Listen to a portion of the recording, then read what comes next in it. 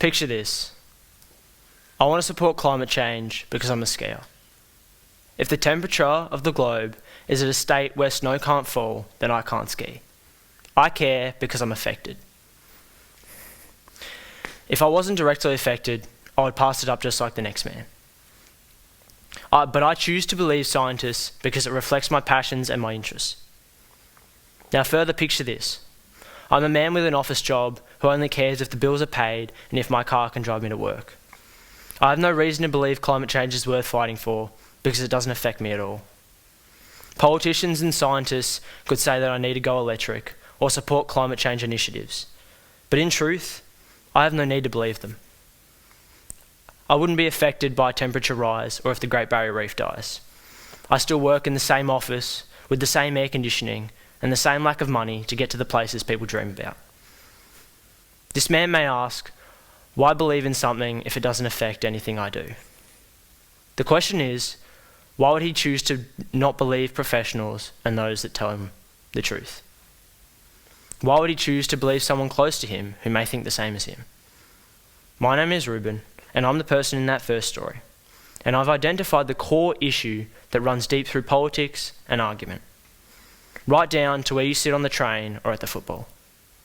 In life, there is no interest quite like self-interest. And you look at the man in the first story and you ask, why would he listen to ideas and opinions that are so far from the truth? Well, the truth is, it's a simple idea.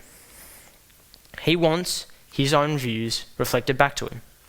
And this simple idea is undermining politics and society right across the globe. It's the truth that people simply don't care, aren't equipped, or simply refuse to alter their beliefs towards the truth, or towards how others feel, or towards a greater good. This is evident in the political landscape.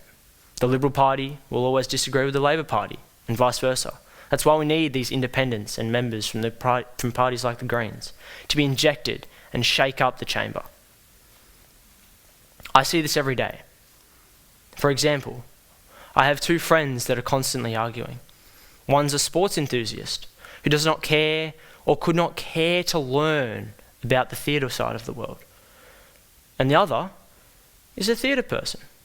She loves performing and being involved in the arts, but she, likewise, could not care to learn or understand the sporting world. And these two cause some of the largest arguments I've ever been a part of or seen. But it comes down to this. These two have a lack of willingness to place themselves in others' shoes and understand and show compassion towards others. This stems from a self-interest and a need for personal validation. And a reflection of one's beliefs in others is something that we chase. But also a fear of changing our beliefs for fear of not being socially accepted. This lack of openness is driving a contrasted and divided society. While some strike out with what they think is right, others are happy being fed their own ideas back to them. And this is the truth. We all seek the narrative that fits the solution we came up with. And this deep issue is driving a less connected and community-focused world. A great wish of mine is that the education system would place knowledge in front of us and allow us to determine an opinion on it, rather than pushing the need for grades to drive how far I can achieve and what I can reach. A further solution is the age restriction that I would wish to be placed on social media. While it doesn't necessarily change a whole heap, it will allow us to grow and change and build that opinion before entering into the biased and propaganda world of social media. The benefits are we can think confidently on our own. We can have an opinion about an issue.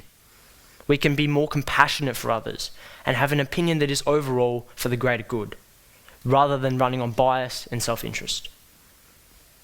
If I am to leave you with anything, it is this. Be curious, fight for something because you wish to, and certainly have the confidence to see beyond your own small world. Act with an air of selflessness, breaching to not only what affects you, but what affects others and the greater world. My hope is that people will become more compassionate, willing to learn, as half the battle with an issue is understanding the issue itself. I'm Reuben Cook, and this has been People and Opinions. Thank you and good night.